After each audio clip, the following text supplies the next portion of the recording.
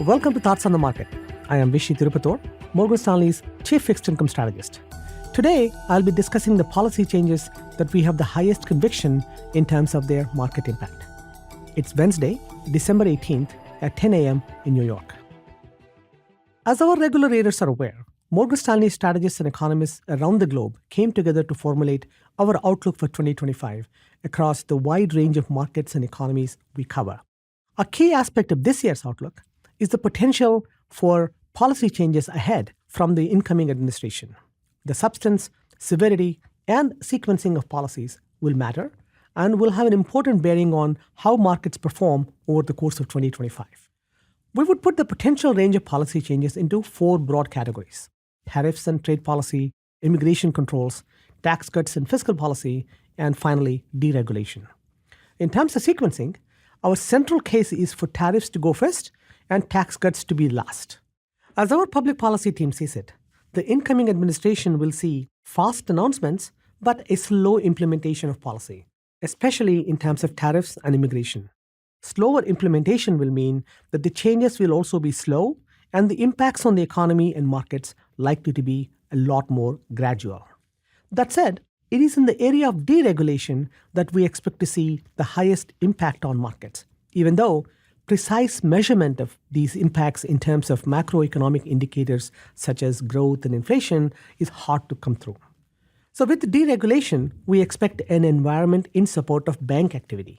As our bank equity analysts have noted, banks in their coverage area currently are sitting on record levels of excess capital, 177 billion of excess capital, and a weighted average CET1 ratio of 12.8%, which is 140 basis points higher than pre-COVID levels of 11.4%.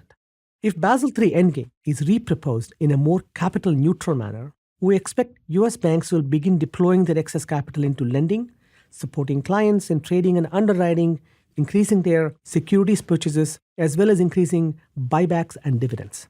Changes to the existing Basel Endgame proposal will also make U.S. banks more competitive globally. We also believe all global banks with significant capital markets businesses will benefit from the return of the M&A.